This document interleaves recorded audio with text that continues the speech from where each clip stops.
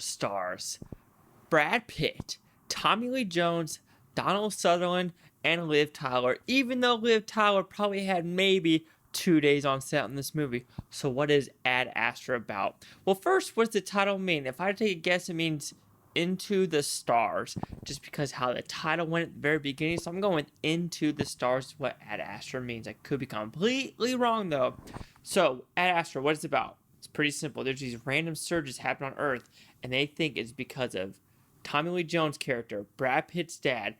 They're at Neptune, at the space station up there, and for some reason, someone did something up there and is making these surges. Basically going through the whole solar system and affecting Earth. And pretty soon, there's not going to be an Earth anymore with all these surges. So they take Brad Pitt, and they say, can you do this mission with all these self-assessments? Can he do the mission? So what I like about this movie, it is a fun space movie. I mean, you gotta take some possibility out of it, but there are some unique and fun sequences in this movie, especially the moon rover scene, which to me, like I said in the very beginning, like if you watch my box office things, I had no idea why there was a moon rover thing.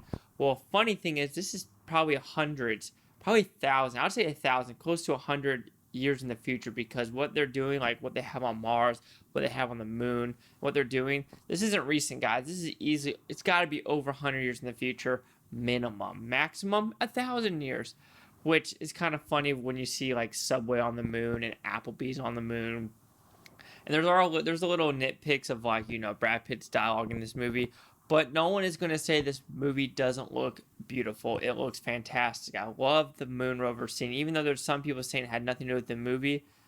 I mean, to me it does, because it's basically kind of saying everyone's going to fight for resources wherever you're at in the world, and it's true. People need oil, people need to survive, so they're going to fight for resources. They've been doing this since the creation of fire, and it's going to happen forever, so it's not going to go away, guys. So also with this movie, like I said, you're not going to fault that moon scene at all. That moon scene was fantastic, and I liked how it looked, as well as some other things but there is a downfall of the pace of the movie. It is very slow. It doesn't say there's not that huge action scene in the trailer of the whole that's in the beginning. Then you have an interesting mayhem or mayday call fight scene. Then you have the rover one, and that's about it. There's only really 3 scenes. The rest is him trying to find his dad and save a mission. I think this movie would be good. It would have been better if Brad Pitt didn't have that interview of toxic masculinity, because I won't lie, during this whole thing I had it in the back of my mind, like, okay, let's see what's so toxic about this movie. And I didn't really see anything really toxic about this movie. It was really about a man gone crazy on Neptune, thinking there's going to be extraterrestrials, ETs out there. ETs out there. But there was no ETs out there, and just Brad Pitt's going to have to save the Earth by, you know, either saving his dad or not saving his dad. But it is a little slow pace. It's very interesting how you have like this 2-hour movie and you have Goldfinch. And I thought Goldfinch actually had a better pace, because I was more invested in the story than this one. It was 30 minutes longer too, so it's very interesting what you see about that. But I could see why people didn't like this movie. There's people in this movie that were like, you know, the side of the kind of like the boredom side. And there is some of that, because there's no yelling in this movie. There's no like, oh my god, watch out! Ah! In this movie, there really is none of that. It's more of like, you stop there, or no, I don't mean to be harmful to you. Don't attack me. Ah! The biggest yell was from a chimpanzee or an ape or a monkey.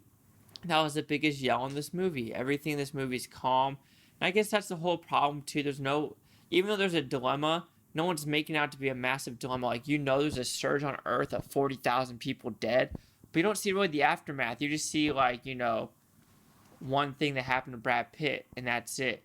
And there's not a lot of big characters in this movie. Like, Brad Pitt has most of the screen time. Tommy Lee Jones, 10 minutes. Donald Sutherland, 7 minutes. Liv Tyler, 2 minutes.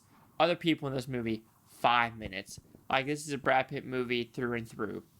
So I could see, I mean, is this pretentious? No. I want to say it's that level of, like, but it's a fine space movie. I just don't think the toxic masculinity thing works for this movie, because I didn't see it per se. I just saw as a crazy old man that wanted to find ET and he couldn't, and he didn't care about his family. And there's plenty of people out there in the world like that aren't toxic. I mean, it is toxic, but the masculinity part, I don't know. Like I said, I still don't know the definition of that. But anyway, that's about an interview. Astra, it's a fun space movie. It looked gorgeous.